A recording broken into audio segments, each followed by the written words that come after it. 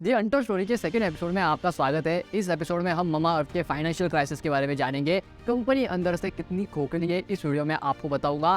पूरे इस क्राइसिस को 3 रीजंस के अंदर डिवाइड किया हुआ है। तीसरा रीजन काफी इंपॉर्टेंट है। अगर आपके बिजनेस के अंदर वो रीजन ऑलरेडी है तो आपका बिजनेस भी खतरे में हो सकता है। तो बने रहिए इस वीडियो में मेरे साथ। मेरा नाम है ऋषिकेश। तो जो सबसे पहला रीजन है वो है नो ऑर्गेनिक रीच। अब बेसिकली इस कंपनी के पास ऑर्गेनिक रीच ना के बराबर है, यानी जब भी ये कंपनी एडवर्टाइज करती है तभी इनके वेबसाइट के ऊपर ट्रैफिक मिलियंस में जाता है।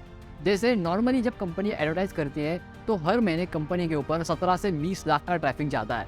वही जब कंपनी बिल्कुल भी एडवर्टाइजिंग के ऊपर स्पेंड नहीं करती तब कंपनी का ऑर्गेनिक रीच 5 लाख से 3 लाख के बीच में रहता है हर महीने, जो कि बहुत कम है ऐसी कंपनी को जो स्किन केयर, पर्सनल केयर के ब्रांड के अंदर काम कर रही है, इस सेक्टर के अंदर काम कर रही है। तो organic keyword search engine optimisation के लेवल में ये कंपनी बिल्कुल भी एक तरीके से फेल हो चुकी है। अगर ये एडवर्टाइज करे ही ना तो इनका जो रेवेन्यू है जो आज के रेट में 954 करोड़ का है वो सीधा नीचे आ जाएगा 200 करोड़ के आसपास में।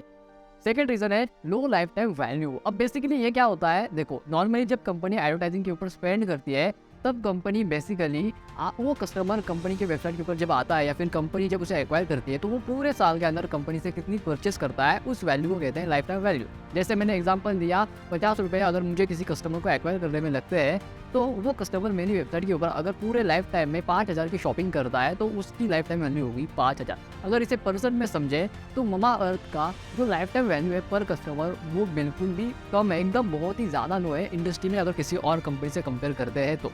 ये रेशियो है 1.5% का, यानी जब भी ममा अर्थ एडवर्टाइजिंग के ऊपर 1 रुपया स्पेंड करता है तो उसे रिटर्न में 1.5 रुपया मिलता है, जिसमें से 1 रुपया उसका कॉस्ट होता है और 50 पैसा प्रॉफिट होता है, जो कि बहुत ही कम है और इनको चाहिए 24,000 करोड़ की वैल्यूएशन। तीसरा रीजन है वो तो भैया बहुत ही ज़्यादा इंपॉर्टेंट है, इस कंपनी का रिपीट कस्टमर ही नहीं, नो रिपीट कस्टमर। अब अकॉर्डिंग टू सम रिसर्च और रिपोर्ट्स कंपनी का जो कस्टमर रिटेंशन है वो मात्र 3 या 5% के बीच में वेरी करता है, यानी हर 100 कस्टमर के ऊपर 3 या 5 ही कस्टमर होते हैं जो कंपनी को रिपीट ऑर्डर देते हैं, जो कि बहुत बुरी बात है। यानी कंपनी को नया कस्टमर हर बार लाना पड़ेगा क्योंकि कोई रिपीट कस्टमर है ही नहीं, जिसके वजह से कंपनी का मार्केटिंग स्पेंड हमेशा बढ़ता रहेगा, यहाँ तक कि कंपनी लॉस में भी जा सकती है। लेकिन इनको चाहिए 24,000 करोड़ की वैल्यूएशन। ये था डिटेल क्राइसिस ममा अर्थ का। ये वीडियो आपको कैसे लगा कमेंट सेक्शन में बताइए। अगर आपको ब्लिंकिट के फाइनेंशियल क्राइसिस जानना है तो इस वीडियो के एंड स्क्रीन पे क्लिक कर लीजिए और उसे भी जान लीजिए। तब तक इस चैनल को सब्सक्राइब कर दीजिए, लाइक कीजिए, शेयर कीजिए अपने दोस्तों के साथ। मैं मिलता हूँ नेक्स्ट वीडियो में, तब तक के लिए जय हिंद, वंदे मातरम।